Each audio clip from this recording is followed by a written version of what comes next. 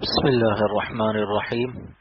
خزائن القرآن، قرآن کریم کے علوم و معارف کا مجموعہ، از افادات شیخ العرب والعجم عارف باللہ حضرت اقدس مولانا شاہ حکیم محمد اختر صاحب رحمۃ اللہ علیہ۔ مالک یوم الدین میں شان عظمت و شان رحمت الہیہ کا ظہور۔ پھر مالک یوم الدین ہی فرمایا کہ میں مالک ہوں قیامت کے دن کا۔ اس دن میری حیثیت منصف اور جج کی نہیں ہوگی۔ جج قانون مملکت کا پابند ہوتا ہے، لیکن اللہ تعالیٰ فرماتا ہے کہ میں اپنے قانون اور سلطنت اور قوانین کا پابند اور غلام نہیں ہوں۔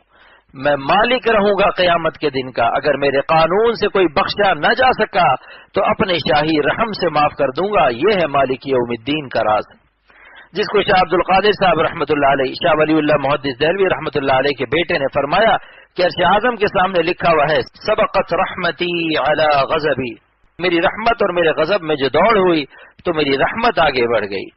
شاہ عبد القادر صاحب رحمۃ اللہ علیہ مصنف تفسیر موضح القرآن اور شاہ ولی اللہ صاحب رحمۃ اللہ علیہ کے بیٹے لکھتے ہیں کہ عرش اعظم پر اللہ نے یہ کیوں لکھوایا ہے؟ فرمایا کہ شاہی رحم کے طور پر لکھوایا ہے۔ اس کا نام ہے از قبیل مراحم خسروانہ۔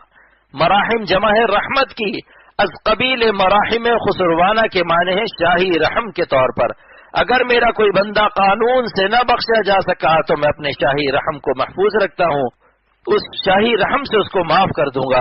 جیسے جب کوئی مجرم قانون سے نجات نہیں پاتا اور سپریم کورٹ سے پھانسی کی قطعی سزا ہو جاتی ہے تو آگے کیونکہ کوئی اور عدالت نہیں ہے، لہذا سلطان مملکت سے رحم کی درخواست کرتا ہے، اور اخباروں میں آ جاتا ہے کہ مجرم نے سپریم کورٹ میں ہارنے کے بعد پھانسی کی سزا سن کر اب مملکت کے بادشاہ سے رجوع کیا اور شاہی رحم کی بھیک مانگی ہے، تو اللہ تعالیٰ نے اپنے شاہی رحم کی بھیک کو محفوظ کر لیا۔